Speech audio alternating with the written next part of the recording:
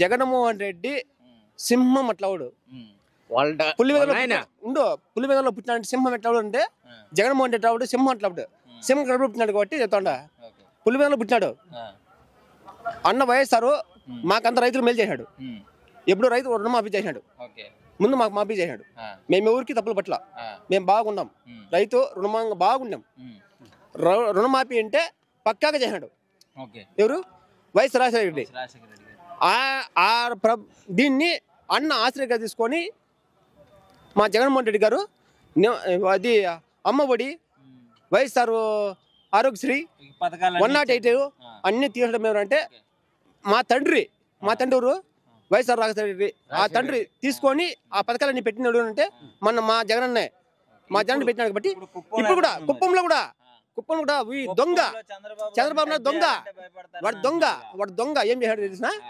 దొంగ మరి చేసి ఓట్లు వేసుకున్నాడు కానీ మిమ్మల్ని ఊరికి ఇవ్వడం లేదు. ఎవరికి కానీ లబ్ధం లేదు. ఎవరికైనా లబ్ధం లేదు చెప్పండి. రుణమాఫీ చెప్పచ్చు. నేను రుణమాఫీ ఇస్తా. రుణమాఫీ ఎవరికి కానీ ఒక్కటి కూడా లేదు. ఇప్పుడు మరి 175కి ఎన్ని వస్తాయి అంటావు? మీ అభిప్రాయం ఏంటి? మా అభిప్రాయం అంటే మా జనాల్లో మాకు బాగుంటది. మేము వేస్తాం. మా అన్న చెప్పుకోండి 170 కూడా చెప్పండి. పనికిరాళ్ళు ఎవరైనా మాట్లాడుకోండి. మాదంతా పనులు సంబంధం లేదు. ఆడవాళ్ళు ఎవరైనా మాట్లాడుకొని, మగవాళ్ళు ఎవరైనా మాట్లాడుకొని, అక్క చెల్లెళ్ళు ఎవరైనా కానీ, అన్నదమ్ములు ఎవరైనా కూడా కానీ, తాత ఓ గారు కానీ, చిన్న పెద్ద ఎవరైనా కానీ మాట్లాడుకున్న తర్వాత పింఛని మా అన్న ఇస్తా ఉండాలి లేదా? మా తండ్రి వైఎస్ఆర్ మొత్తానికి ఇప్పుడైతే గెలిపించుకుంటా అంటావు జగన్? మాది పక్కా. మనం తెలుసుకోవచ్చు. కంచెల శ్రీకాంత్ రెడ్డి గారు అతనేది ఉమ్మడి ప్రకాశం, నెల్లూరు, చిత్తూరు జిల్లాలో గెలిచినటువంటి ఒక ఎమ్మెల్సీ క్యాండిడేట్. కానీ అతను ఏం చేస్తున్నాడు? కుప్పంలో చంద్రబాబు నాయుడు కోసం సంకనాకుతూ అతన్ని గెలుపు చేయాలనుకుంటున్నాడు. కానీ తనను గెలిపించినటువంటి ప్రజల్ని మోసం చేస్తూ ఈ కుప్పంలోనే ఉంటున్నాడు. ప్రతి ఒక్కరూ ఆలోచించండి ఒకసారి. చంద్రబాబు నాయుడు కోసం పనిచేసే చంద్రబాబు నాయుడు కూడా గెలిస్తే తన సొంత నియోజకవర్గం కోసం ఉపయోగించుకుంటాడు తప్పితే ప్రజలకు ఏమీ చేయడు.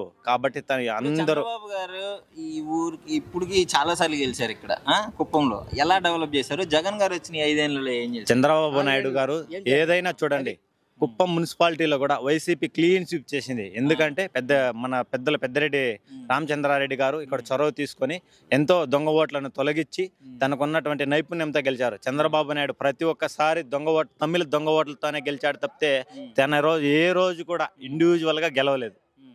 ఇప్పుడు పెద్దిరెడ్డి రామరెడ్డి మన చంద్రబాబు గారికి ఆయనకి వర్సెస్ అనే మంచి పోటాపోటీగా జరుగుతుంది.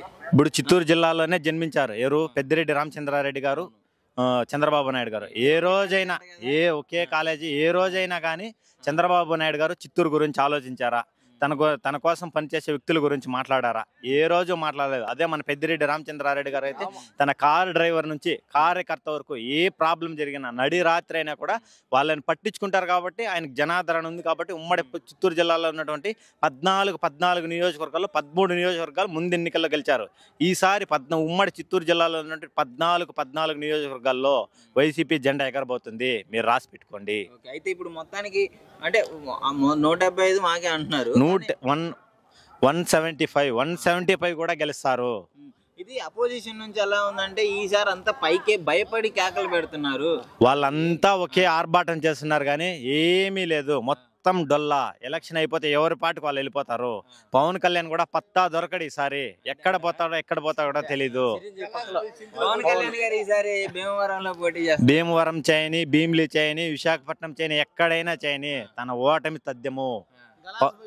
గలాస్ పై సింకులో పడుద్ది పక్కా ఖచ్చితంగా. తన నిజమైన జన సైనికులు అంతా కూడా మేము చెప్పేది ఒకటే, మిమ్మల్ని వాడుకొని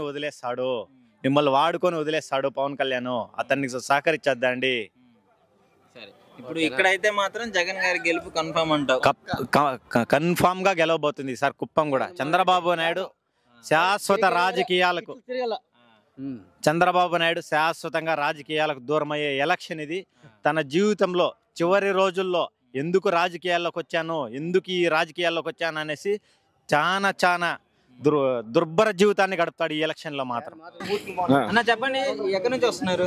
మాది పలంనేరు నియోజకవర్గం పెద్దపంజాని మండలం. చెప్పు, ఏంటి జగన్ గారు అంటే? జగన్మోహన్ రెడ్డి అంటే ఇంతకు ముందు చాలా మంది సీఎంలు వచ్చిపోయినారు. చంద్రబాబు నాయుడు గారు ఉన్నారు కానీ సీఎం వచ్చినా కూడా మెయిన్ స్కూల్కి స్టూడెంట్లకి ఫస్ట్ చేస్తాడు అన్న. ప్రజలకి పక్కన పెట్టండి, స్టూడెంట్ నెంబర్ 1లో ఉన్నారు ఇప్పుడు.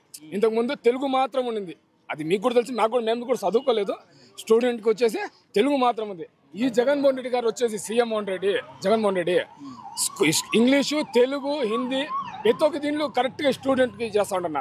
మనకి ప్రజలకి చదువుకోలేకుండా ఎట్లనే కానీ ముఖ్యము వచ్చి స్టూడెంట్, ఆరోగ్యశ్రీ, ముస్లింలకు పింఛన్కి చంద్రబాబు నాయుడు గారి సీఎంగా ఉన్నప్పుడు దీనికి పోయి ఆఫీస్లోకి పోయినాక పింఛన్ తీసుకొని సాయంత్రం వస్తున్నారు.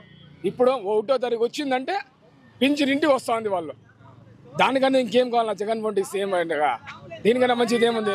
నాకు ఉండేది నేను పోయి పని చేస్తే కుప్పము జగన్మోహన్ రెడ్డి ఈసారి బ్లాక్ బస్టర్ గా గెలిచేది భరత్. ప్రభుత్వం ఈ 5 ఏళ్ళు ఎలా అనిపిస్తుంది? అసలు కుప్పంలో ఈసారి ఎవరు గెలవబోతున్నారు అనుకుంటున్నారు? మాది పక్కన పలమనేరు కాన్స్టిట్యున్సీ.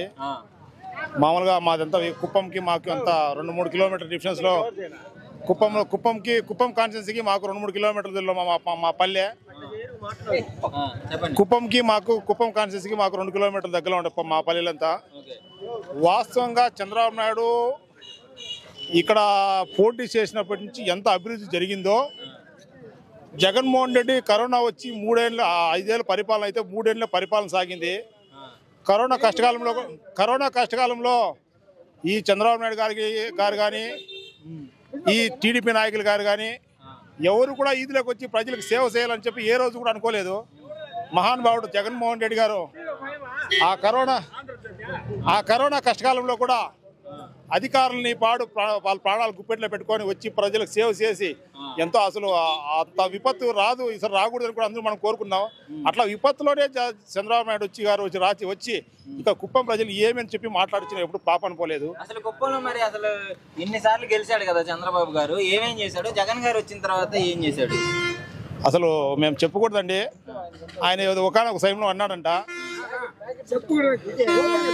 ఒకనొక సమయంలో మామూలుగా అంటాడంట, కుప్పం ప్రజలైతే ఇక్కడైతే దుగ్గు ఒక్క వేసేవాళ్ళు ఎక్కువ ఉంటారు, మనమైతే ఇక్కడ పోతే గెలిచేయచ్చు అని చెప్పి ఎప్పుడు అనుకుంటా ఉంటాడంట. మామూలుగా అది ఆయన కాన్సెప్ట్. ఇప్పుడు మారిందా లేకపోతే అట్నే ఉందా? ఇది జగన్ బ్రాండ్ అండి.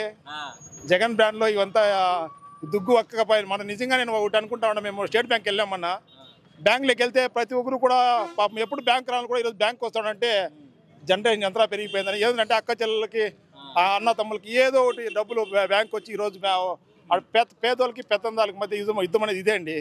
పేదోడు కూడా ఈరోజు బ్యాంక్ వచ్చి వాడు కూడా లావాదేవీ తెలుసుకుని వాడు బ్యాంకు చూస్తా ఉంటే కారణం ఒక జగన్మోహన్ రెడ్డి గారు మాత్రమే. 100% కుప్పంలో కూడా 100% గెలిచే ఛాన్స్ అయితే ఉన్నాయి, గెలుస్తాడు కూడా.